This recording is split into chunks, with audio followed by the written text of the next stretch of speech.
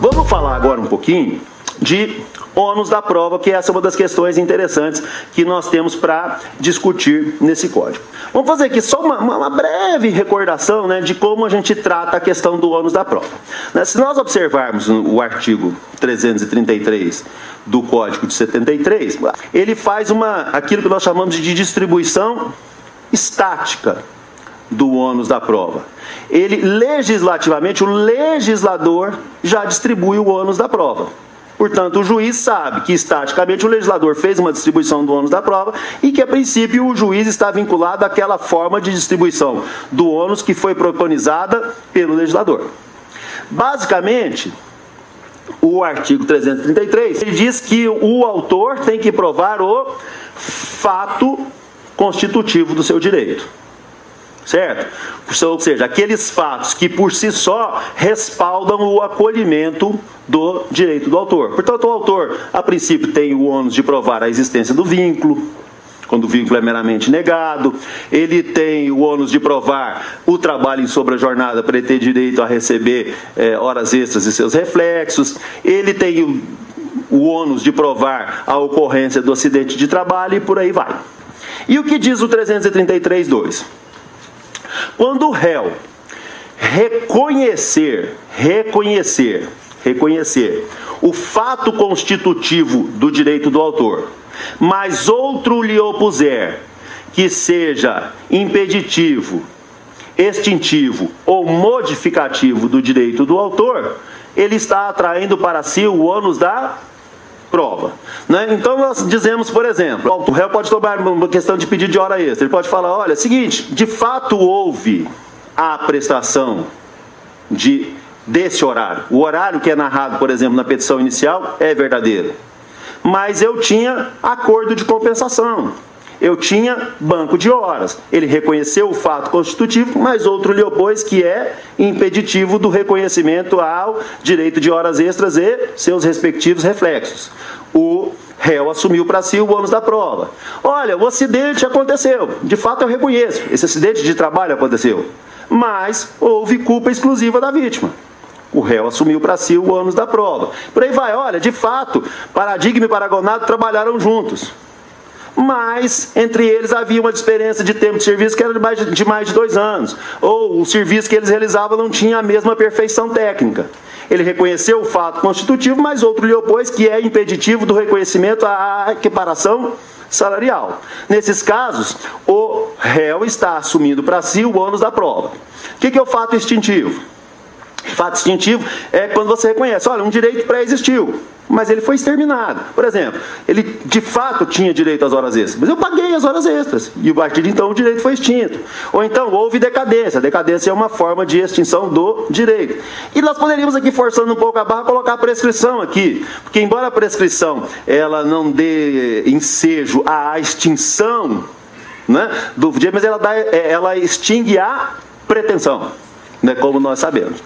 E temos também os fatos modificativos. Os fatos modificativos, eles são raros no direito do trabalho, porque nós trabalhamos no direito do trabalho com o princípio da indisponibilidade dos direitos laborais. O que é um fato modificativo? Geralmente o fato modificativo ele advém do Instituto da Novação, do direito civil, o Instituto da Inovação que está lá previsto no 360 e seguinte do Código Civil, né? Que diz o seguinte: eu tenho uma obrigação, eu contraio uma nova obrigação para suprimir a anterior. Ou seja, houve uma modificação do direito. A obrigação que era uma se transformou em outra. No direito do trabalho, isso é raro, porque nós temos o princípio da indisponibilidade dos direitos trabalhistas. Mas ainda assim nós podemos ter algum exemplo de fato modificativo. Por exemplo, o autor vem a juiz e fala o seguinte: olha, eu fui contratado para trabalhar por R$3.000 por mês. A partir do mês maio do ano tal, eu passei a receber R$2.700. Portanto, houve redução salarial, eu quero as diferenças. O que o réu pode alegar ao se defender? Olha, de fato, ele foi contratado por R$3.000. ele recebeu R$3.000 até o mês tal, e no mês tal ele passou a receber R$2.700. Mas ele passou a receber R$2.700 porque havia uma negociação coletiva que respaldava essa redução salarial, e a redução salarial pode ser advinda da negociação coletiva, conforme nos diz o artigo 7º, inciso 6 da Constituição. Nesse caso, houve o quê? Um fato modificativo do direito. Ao réu incumbe provar a existência da alegada negociação coletiva que respaldou a redução salarial.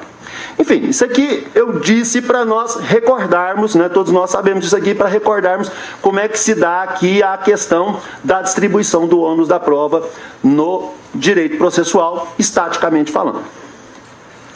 Só que, a partir de determinado momento, nós começamos a perceber algo que é muito claro, né, para quem lida com o direito no dia a dia. Às vezes,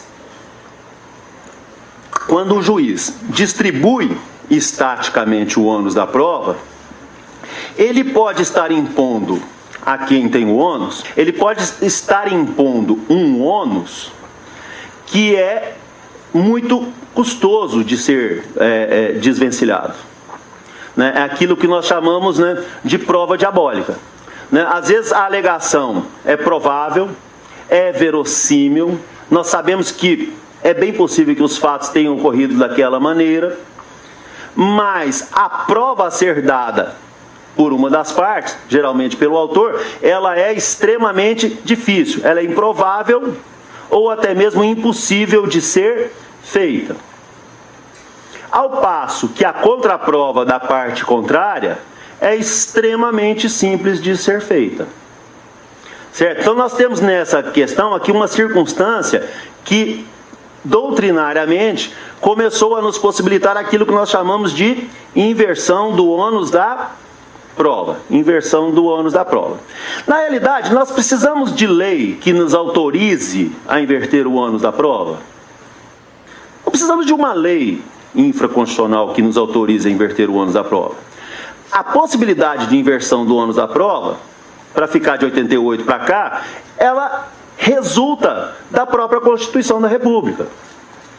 O artigo 5º, 35 da Constituição, quando ele nos diz que a lei não excluirá da apreciação do Poder Judiciário lesão ou ameaça de direito, ela não está garantindo para nós apenas o acesso formal à jurisdição.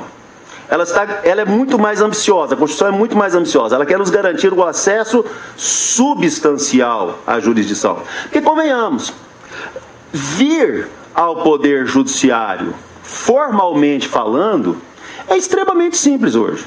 Principalmente quando você vem à Justiça do Trabalho, onde sequer você tem que custear despesas prévias para exercitar o seu direito de ação. Então, vir ao Judiciário, formalmente falando, é extremamente simples. Então não é apenas isso que a Constituição está querendo garantir ao cidadão quando ela diz que a lei não excluirá da apreciação do Poder Judiciário lesão ou ameaça ao direito. Ela está garantindo o acesso substancial. Porque o grande problema hoje do indivíduo não é o de vir ao Poder Judiciário, é o de sair de dentro do Poder Judiciário em tempo razoável e com uma resposta jurisdicional que seja efetivamente capaz de tutelar os seus direitos. Então, há contextos em que a prova atribuída legalmente às partes é diabólica, é difícil, improvável ou até mesmo impossível, haverá esse contexto se eu aplicar literalmente, por exemplo, hoje, o artigo 333 do CPC, eu vou estar garantindo à parte apenas o acesso formal. Formalmente a pessoa veio ao Poder Judiciário, mas ela não vai ter um mecanismo de tutela efetiva dos seus direitos. Porque, embora eu tenha garantido a ela o acesso formal, ela terá uma dificuldade enorme, se não a total impossibilidade de fazer a prova que lhe interessa. E se eu lançar o olhar para a parte contrária às vezes está muito mais apta à produção daquela prova, da contraprova daquela hipótese. É o que nós fazemos todo dia, por exemplo, no contexto em que nós estamos discutindo jornada, o empregador tem mais de 10 empregados. né? A rigor, se o empregador meramente nega o horário da inicial, ele não alega, por exemplo, um fato impeditivo, por exemplo, a compensação, ele apenas nega o horário, formalmente falando, a quem pertence o ônus da prova? Ao autor. Mas nós podemos aqui inverter, e o fazemos isso hoje, inclusive, por força do disposto na súmula 338, porque nós percebemos que o réu tem melhores condições de produzir a prova, até porque ele tem o poder de direção da relação contratual. E por ter o poder de direção, ele tem o poder de documentação da relação de emprego. E legalmente falando, a propósito, ele está obrigado a produzir controles de jornada que lhe favoreçam. Portanto, se ele, embora tendo o dever legal de produzir controle de jornadas e não traz os controles de jornada, o que eu vou produzir? O que eu vou presumir, no mínimo? Que ele não trouxe os controles de jornadas para dentro dos autos, porque aqueles controles não o favoreciam. Então, a alegação do autor passa a ser verossímil. Com base em quê? Naquilo que está hoje ali no 335 do Código de Processo Civil. O ordinário se presume. E o que se comprova? O extraordinário, aquilo que nós sempre falamos, né? O código aqui, o novo código, trata muito bem disso aqui, ó, no 375, como tratava o CPC de 73 no 335. O juiz aplicará as regras de experiência comum subministradas pela observação do que ordinariamente acontece. Ou seja, nós, depois que lidamos muito tempo com as relações de emprego, todos nós, juízes e servidores, nós sabemos muito bem o que é ordinário e o que é extraordinário no mundo do trabalho. Nós conhecemos as regras, né, chamadas de regras de experiência comum, subministradas pelo que ordinariamente acontece. Nós sabemos muito bem o que pode ser tomado por verossímil e aquilo que não pode ser tomado por verossímil. Portanto, se o autor alega uma jornada que não é uma jornada exorbitante, o réu, que tinha o direito de trazer prova, tinha o dever de produzir prova documental que favorecesse, não traz essas provas documentais para dentro do processo, eu vou presumir o quê? Que ele não trouxe essas provas documentais, ou porque ele foi desidioso, ou porque a prova documental, embora produzida, não lhe interessava. E aí, portanto, eu tenho que desvencilhar, posso, efetivamente, como faço, com base na súmula 338, inverter o ônus da prova. Convenhamos, eu nunca precisei de lei para fazer isso. Insisto, a própria Constituição, no artigo 535, em função do princípio da inafastabilidade da jurisdição, observado não apenas pela sua perspectiva formal, mas sobretudo substancial, ela, por ter força normativa, respalda a inversão do ônus da prova, a fim de que eu não assegure somente o acesso formal, mas sobretudo o acesso substancial do cidadão ao poder judiciário. Então, nós fazíamos, como sempre fizemos, isso no processo do trabalho. Posteriormente, o Código de Defesa do Consumidor passou a prever a possibilidade de inversão do ônus da prova e nós começamos a nos apegar ao Código de Defesa do Consumidor. Falamos, estou aplicando aqui o Código de Defesa. Se os direitos do consumidor, que são menos privilegiados do que os direitos do trabalhador, permite a inversão do ônus da prova, com muito maior razão eu posso fazer a inversão do ônus da prova dentro do processo do trabalho. Perfeito? Sempre pensamos assim. Mas o fato é que a Constituição já respaldava isso. Agora, o que há de novo aqui no Código de Processo Civil? É que o Código de Processo Civil, ao contrário do anterior, na verdade agora legislou sobre a inversão do ônus da prova. Então aquilo que eu disse para vocês lá no começo da aula começa a fazer sentido agora. As novidades do CPC em matéria probatória não são tão novidades assim. Aqui está um exemplo claro. É algo que está previsto agora no CPC, mas que nós trabalhamos a vida inteira com isso. E agimos com muita naturalidade quando nós fazemos a inversão do ônus da prova. Mas o fato é que agora o Código trata sobre isso. E nós temos que observar o que o Código nos diz. E aqui o Código, ele legislou com um pouco mais de profundidade sobre esse tema do que fazia o CDC, o Código de Defesa do Consumidor. O Código de Defesa do Consumidor estabelecia basicamente dois requisitos para inverter o ônus da prova. Se você observar lá no artigo 8º, inciso artigo 6º, inciso 8, ele diz o seguinte: quando é que eu posso inverter o ônus da prova no direito do consumidor? Quando a alegação do autor for verossímil e ele for considerado hipossuficiente para a produção da prova. Hipossuficiente economicamente? Não, tecnicamente falando. Embora a hipossuficiência econômica, obviamente, possa conduzir à dificuldade de produção técnica de uma determinada prova. Então, era isso que dizia o Código de Defesa do Consumidor. E agora, o que diz o CPC sobre esse tema? Se vocês quiserem dar uma analisada aí, o 373, ele substitui o 333 do CPC de 73, e ele, a partir do seu parágrafo 1º, trata da chamada inversão do ônus da prova. Então, diz aqui o seguinte, ó, parágrafo 1º, vamos dar uma lida que é interessante. Nos casos previstos em lei, ou diante de peculiaridades da causa relacionadas à impossibilidade ou excessiva dificuldade de cumprir o encargo, nos termos do caput, ou a maior facilidade de obtenção de prova do fato contrário, poderá o juiz atribuir o ônus da prova de modo diverso. Então, o 373 continua falando no 1, do inciso 1 e no inciso 2, que ao autor incumbe comprovar o fato constitutivo do seu direito. E que ao réu, em reconhecendo o fato constitutivo, se outro lhe impuser impeditivo, modificativo, extintivo, deve dar a prova. Mas o parágrafo 1º ressalva o seguinte: esta forma de distribuição da prova, legalmente falando, pode ser alterada pelo juiz. Em que circunstâncias? Quando houver impossibilidade ou excessiva dificuldade de cumprir o encargo legislativamente traçado, ou seja, eu estou diante da imposição à parte de uma prova diabólica, a prova difícil, improvável ou mesmo impossível. Então, o primeiro requisito é esse: a impossibilidade ou excessiva dificuldade de cumprir o encargo. Ou, melhor aqui seria dizer, a maior facilidade de obtenção da prova do fato contrário. É o caso aqui, nós estamos falando aqui da súmula 338. A prova para o reclamante é mais difícil e a prova do réu é muito mais fácil, porque ele tem o poder de documentação da relação de emprego. Nessas circunstâncias, o juiz poderá atribuir o ônus da prova de modo diferente do que lhe determinou a lei.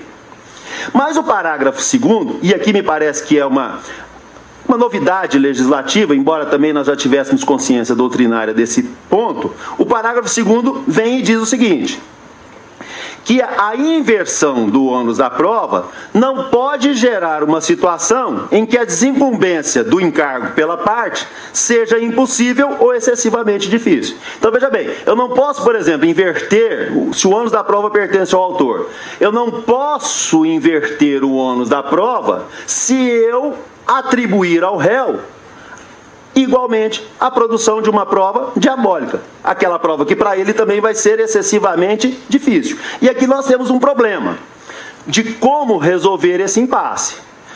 Uma circunstância em que a prova do autor é difícil, improvável, impossível, e eu não posso inverter o ônus da prova porque eu estaria impondo ao réu também uma prova difícil, improvável ou mesmo impossível. E agora mesmo eu vou tratar um pouquinho mais sobre isso. A questão que eu quero tratar previamente agora é a seguinte. Tá.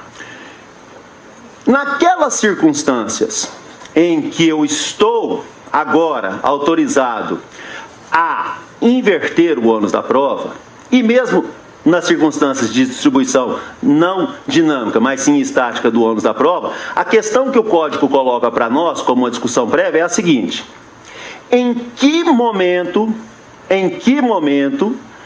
e como que o juiz deve distribuir o ônus da prova? Se nós olharmos para o Código de 73, o Código de 73, ele nada falava sobre isso. Se vocês quiserem observar aí o Código de 73, dá uma olhada lá no 451. No 451, ele falava o seguinte: o juiz, antes de iniciar a instrução, uma vez ouvidas as partes, fixará os pontos controvertidos sobre os quais incidirá a prova. Então, veja bem, aquela velha discussão. A distribuição do ônus da prova é uma regra de instrução ou uma regra de decisão? O Código de 73, ele dava a entender que a distribuição do ônus da prova era meramente uma regra decisória, não era uma regra de instrução. Ele dava a entender isso, se nós lermos na sua literalidade. Nós vamos ver que não é bem assim. Porque ele nunca impôs ao juiz o dever de distribuir o ônus da prova antes de julgar. A única coisa que ele falava a propósito disso era no 451. O juiz, antes de passar a instrução, uma vez ouvidas as partes, fixará os pontos controvertidos sobre os quais incidirá a prova. Portanto, o Código impunha ao juiz o dever de distribuir previamente o ônus da prova? Não. Ele impunha apenas o dever de fixar os pontos controvertidos sobre os quais incidirá a prova. Ele dizia tanto isso lá no 331, parágrafo 2º, despacho saneador, para o rito ordinário, quanto no 451, durante a audiência, no rito sumário. Perfeito? Então, o Código de 73 nunca impôs ao juiz o dever de distribuir o ônus da prova antes de passar a instrução. Ele apenas distribuía o ônus da prova no momento de julgar. Essa era a lógica do CPC de 73. Agora, por que o CPC de 73 trabalhava com essa lógica? Porque o CPC de 73 foi um código construído à luz do liberalismo jurídico. E para o liberalismo jurídico, como eu já disse aqui hoje, o juiz era a mera boca da lei. Portanto, o código partia do pressuposto que o juiz não tinha poderes para distribuir o ônus da prova de modo diverso daquele estabelecido no 333. Portanto, o juiz não precisava de distribuir o ônus da prova antes de decidir. Porque o código presumia o quê? Que o advogado conhecia o ônus da prova. E que, portanto, o juiz não precisava de noticiar. O advogado, olha, você tem que provar isso, o advogado tem que provar aquilo. Porque ele partia do pressuposto que os advogados sabiam disso. Porque o ônus já estava distribuído estaticamente na legislação. Enfim, partia desse pressuposto. Então o juiz não precisava distribuir. Agora, convenhamos. Mesmo no código anterior, a partir do momento que eu passo a trabalhar com a possibilidade de distribuição não mais estática, mas dinâmica do ônus da prova, ou seja, que eu tenho a possibilidade de distribuir o ônus da prova de modo diverso daquele estabelecido na legislação, creio eu sempre tive esse ponto de vista como juiz. No mínimo, na pior das hipóteses, se eu fosse inverter o ônus da prova, eu tinha que noticiar isso previamente à parte e ao seu advogado. Porque se eu deixasse para distribuir o ônus da prova somente no momento da decisão, eu poderia ter apanhado a parte de surpresa. Porque o advogado fala, o ônus não é meu. Estaticamente o ônus é esse. Se o juiz não me fala nada, eu não vou produzir prova sobre isso. O ônus da prova é da parte contrária. E aí, se eu distribuo o ônus de modo diverso no momento de decidir, eu posso ter apanhado a parte de surpresa.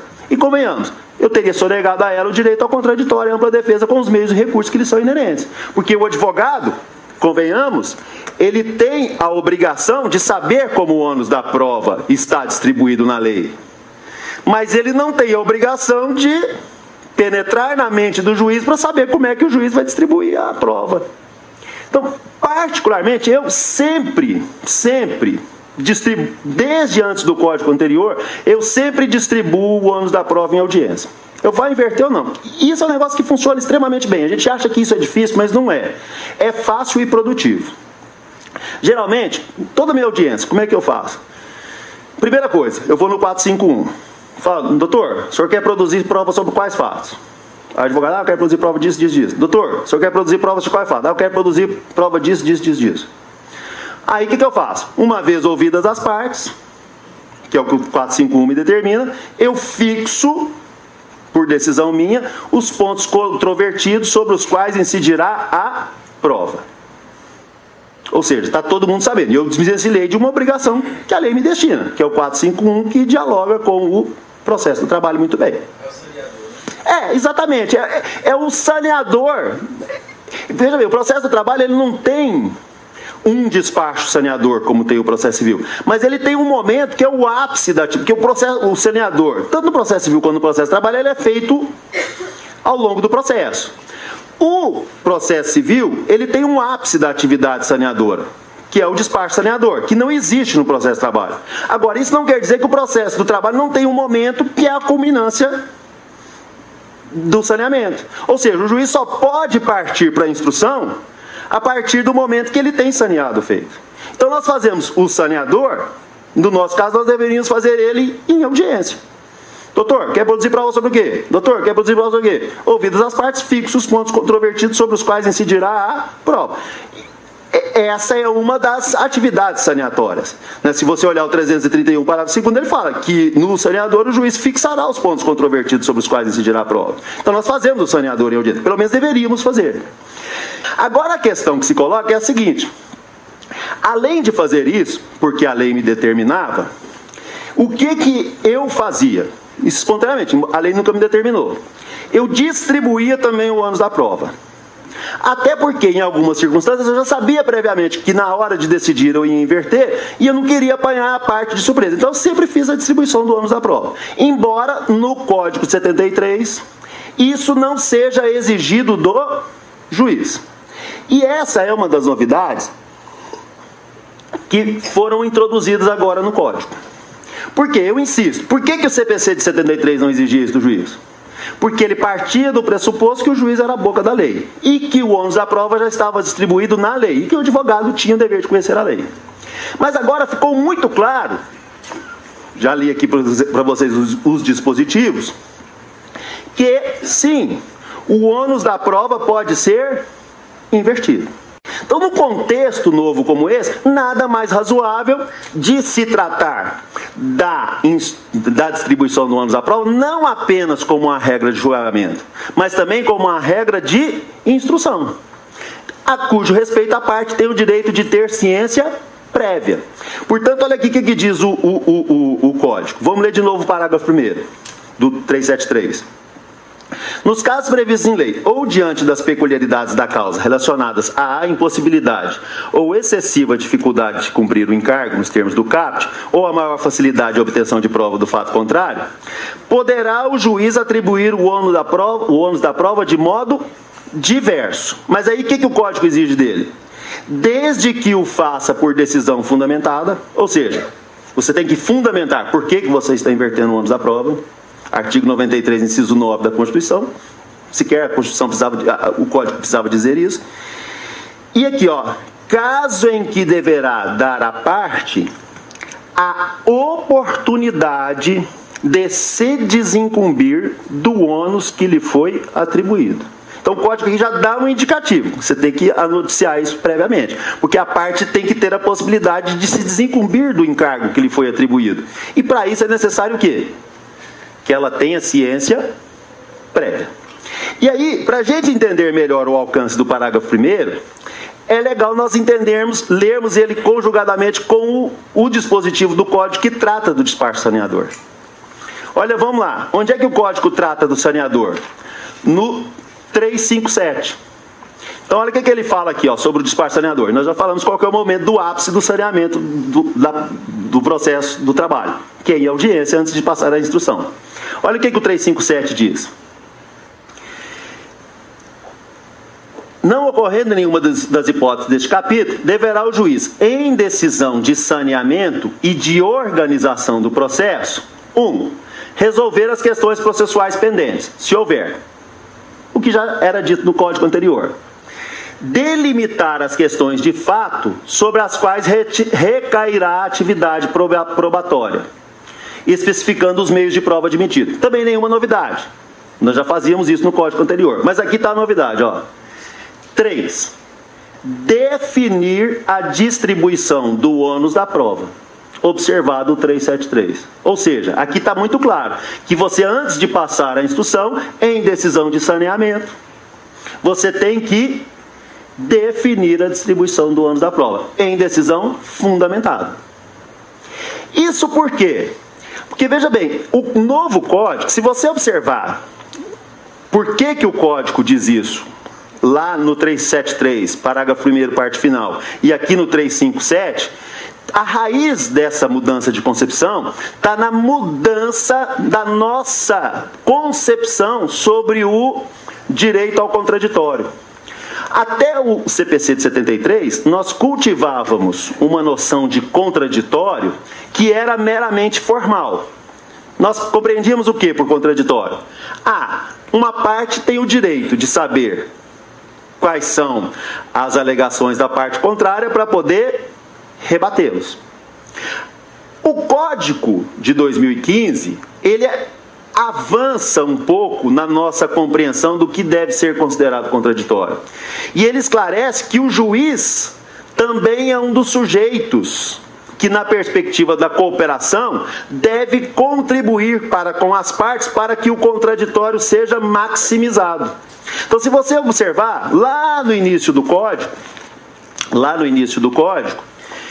são estabelecidas aquilo que nós chamamos de normas fundamentais do processo civil. Na realidade, essas normas fundamentais, o que são?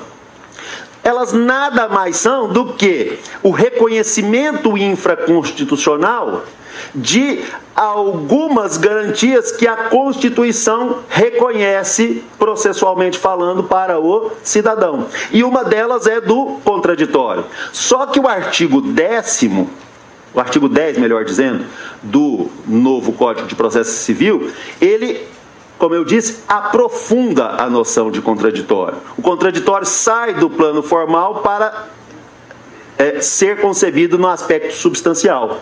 O que diz o artigo 10? O juiz não pode decidir em grau algum de jurisdição com base em fundamento do qual não tenha dado às partes a oportunidade de se manifestar, ainda que se trate matéria sobre a qual deva decidir de ofício. Porque o que acontecia muito, e acontece no regime do CPC de 73? As partes, elas discutem o processo a partir de uma ótica, por exemplo, de distribuição estática do ônus da prova. Nós distribuímos, por exemplo, dinamicamente e não contamos para a parte. Ou seja, a parte não teve possibilidade de influenciar na formação do convencimento do julgador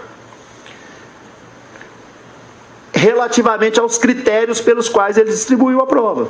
Então nós estamos dando aqui uma decisão que a doutrina italiana chama de terza via, o que a doutrina brasileira está convencionando chamar de decisão surpresa. Agora, uma outra coisa que me parece aqui que está na hora de nós começarmos a teorizar sobre isso aqui. Eu quero mostrar aqui algo que nós, juízes do trabalho, temos feito na prática, mas não percebemos com muita clareza.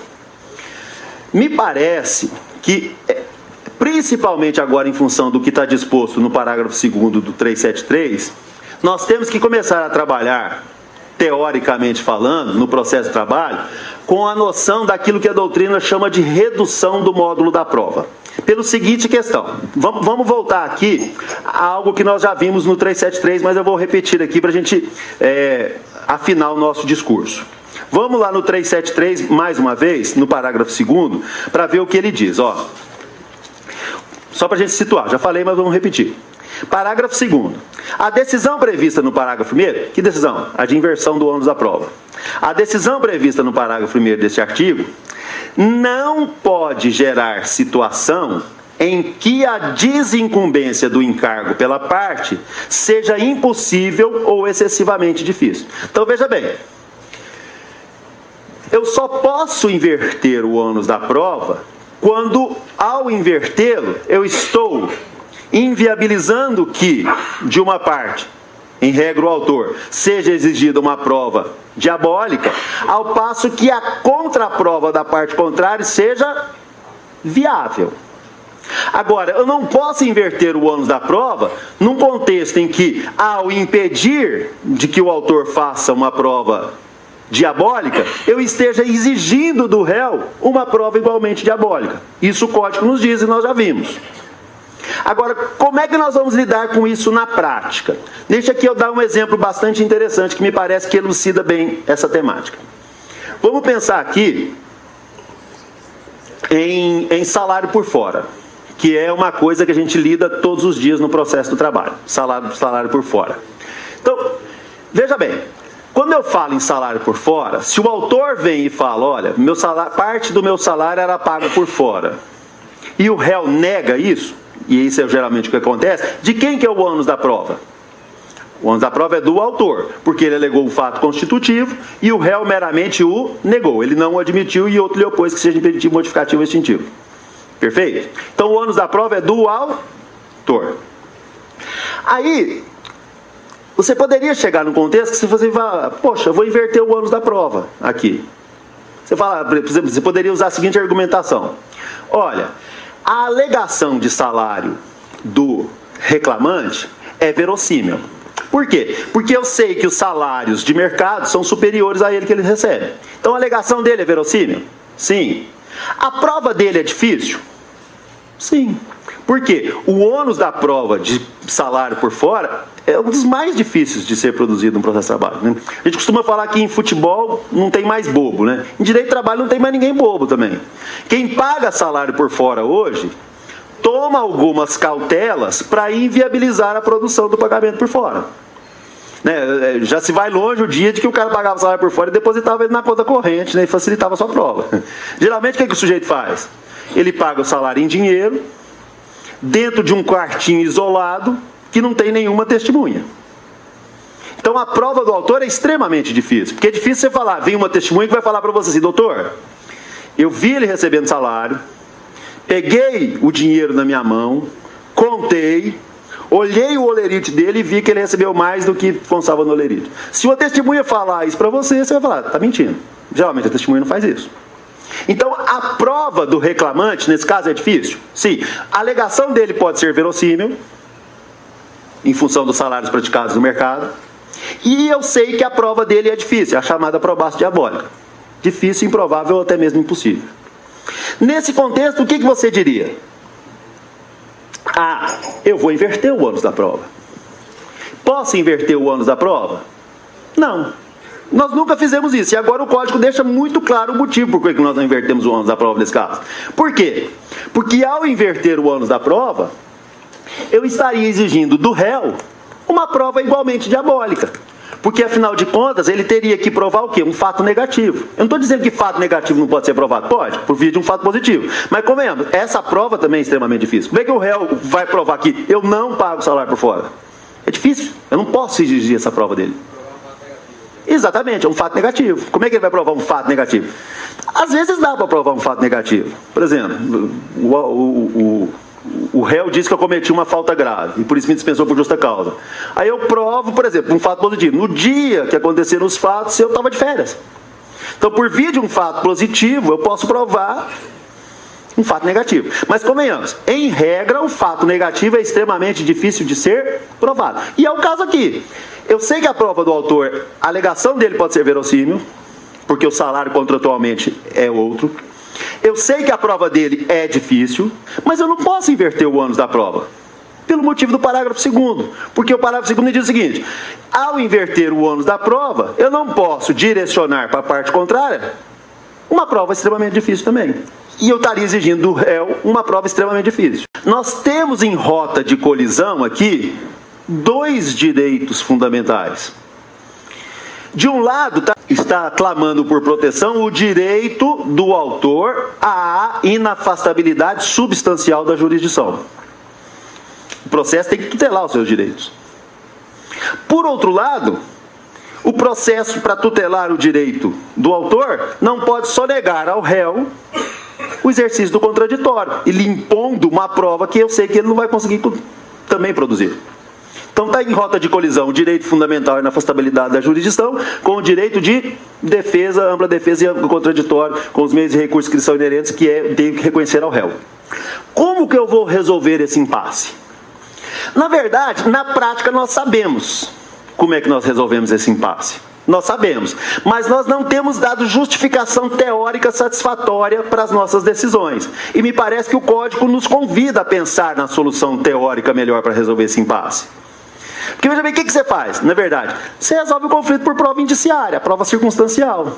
Vem ali para mim um réu, uma testemunha do autor, que faz assim: olha, excelência, eu nunca vi ele recebendo salário por fora, não sei quanto que ele recebia, eu nunca peguei o dinheiro, nunca contei, nunca fiscalizei, nunca olhei o lerite dele, mas veja bem, eu recebia salário por fora, a outra testemunha recebia salário por fora, todos os reclamantes conversam na firma que há uma prática reiterada de salário por fora. Tanto há isso que a empresa faz o pagamento em dinheiro, ela nunca faz na conta corrente por depósito, ela faz em dinheiro nominalmente, e ela faz esse pagamento num quartinho separado que não tem nenhuma testemunha.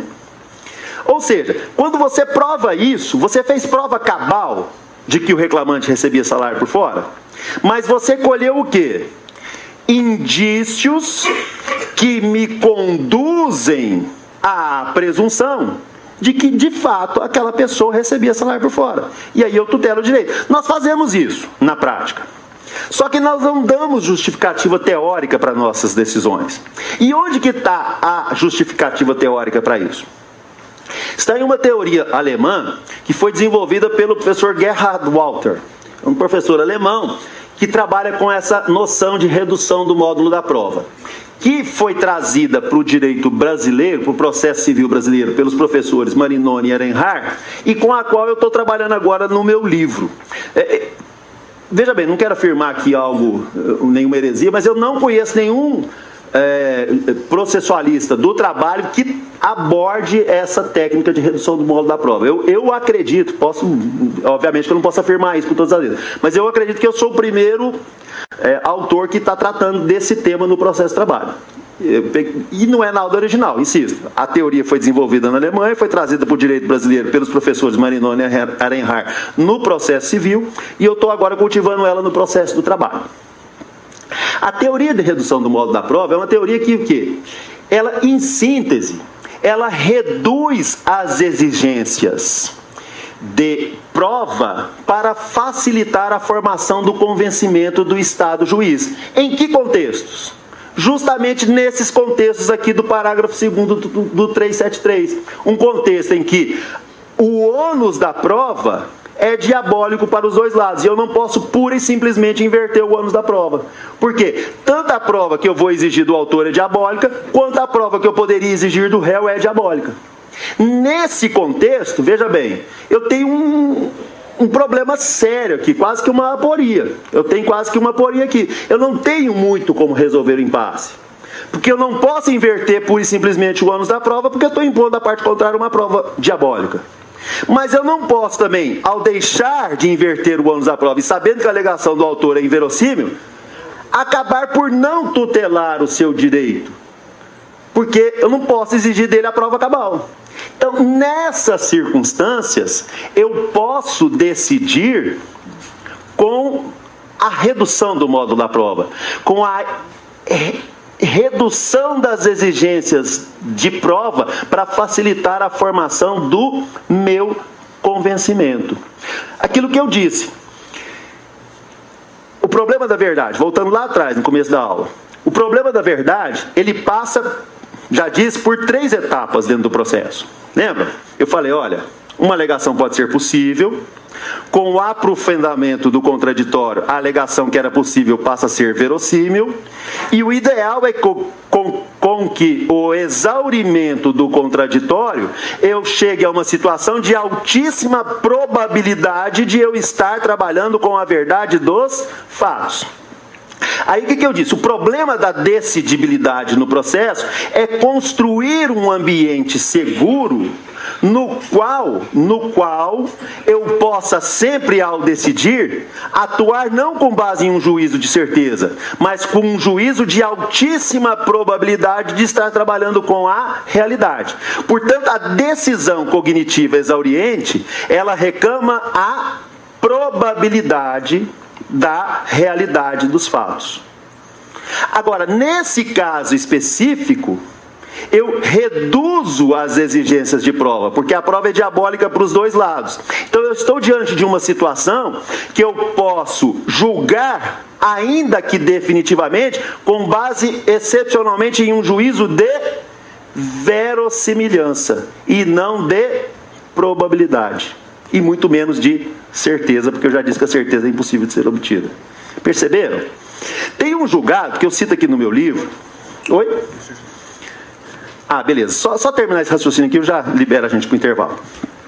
Tem um julgado, que eu cito ali no meu livro, que é muito interessante. É um julgado do STJ, que eu vou falar aqui do fato, e vocês vão lembrar dele na hora.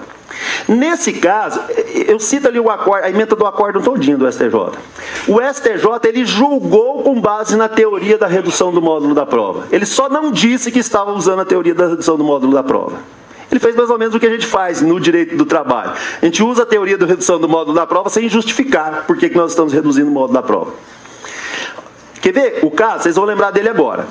Vocês lembram daquele caso do anticoncepcional microvilar? Que a empresa que produzia o anticoncepcional, ela estava fazendo alguns testes e ela estava vendo se as embalagens funcionavam. E ela começou a embalar alguns placebos. Na verdade, uma pílula que era de farinha, não era remédio, só para ver se as embalagens funcionavam. E o que aconteceu? Por um descuido da empresa, essas pílulas anticoncepcionais, que na verdade não eram pílulas, eram placebos, elas chegaram ao mercado. E muita mulher utilizou o microvilar, achando que estava usando um método contraceptivo seguro, e acabou por engravidar, quando a gravidez naquele momento da sua vida não era desejável. E aí, olha que questão interessante, que o STJ teve que desafiar. Houve mulheres que ajuizaram a ação falando o seguinte, que naquele momento da sua vida, a gravidez era indesejada, porque ela tinha outro plano de vida. Por exemplo, ela era uma alta executiva, queria desenvolver sua carreira, não tinha planos de engravidar naquele momento. E ao usar o placebo, ela acabou por engravidar, e o engravidamento acabou por subtrair dela uma perspectiva de desenvolvimento, por exemplo, de uma carreira promissora, por exemplo. Lembra disso? Esse caso foi muito ao judiciário. Aqui era o caso típico. Eu tinha, na verdade, qualquer das formas que eu analisasse a questão, a prova que eu teria que exigir de uma ou de outra parte era diabólica. Porque, primeiro, a mulher, ela tinha que fazer a prova de que ela consumia o microvilar e que ela usou aquele comprimido oriundo daquele lote que tinha um placebo e por isso ela engravidou. Como é que ela vai fazer prova disso? A pessoa tomou anticoncepcional, joga aquilo fora. Ela nem guarda a quartela. Ela está confiando que não vai engravidar. Você não pode exigir essa prova da mulher.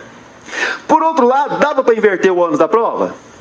Não dava. Porque como é que você ia impor para a empresa, para o laboratório, provar que aquela trabalhadora estava... Desculpa, trabalhadora não, a gente está tão viciado em processo de trabalho, né?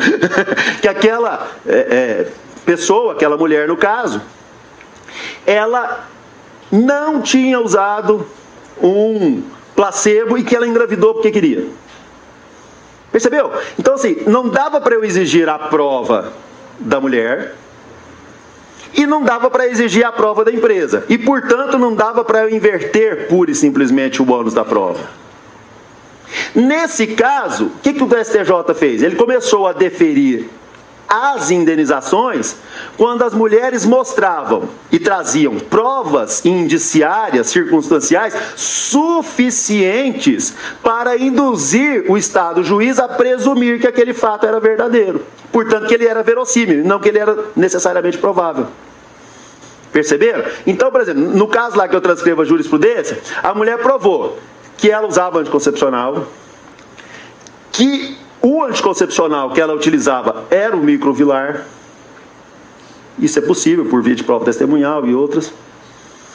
E que ela era uma alta executiva que estava desenvolvendo a carreira dela e que naquele momento uma gravidez era indesejada, porque ela estava abrindo mão de uma perspectiva de desenvolver uma bela carreira. Ela queria engravidar no futuro. Veja bem, ela provou tudo isso. Isso é prova cabal de que ela usou o microvilar oriundo do lote que era placebo? Não. Mas são indícios suficientes que me permitiram ao Estado juiz, excepcionalmente, ainda que não existindo prova cabal dos fatos centrais, a utilização ou não do anticoncepcional, presumir que eles eram verdadeiros, reduzindo assim as exigências de prova para a formação do convencimento. É o caso típico. O STJ Na prática, ele utilizou a teoria da redução do módulo da prova. Ele apenas não disse expressamente. Fez igual nós fazemos, por exemplo, com o salário por fora. Então, me parece que o parágrafo 2º, do 373, ele nos permite agora parar para pensar um pouquinho nesse momento de transição, para nos induzir e nos conclamar a demonstrar, teoricamente, por que nós decidimos assim ou assado.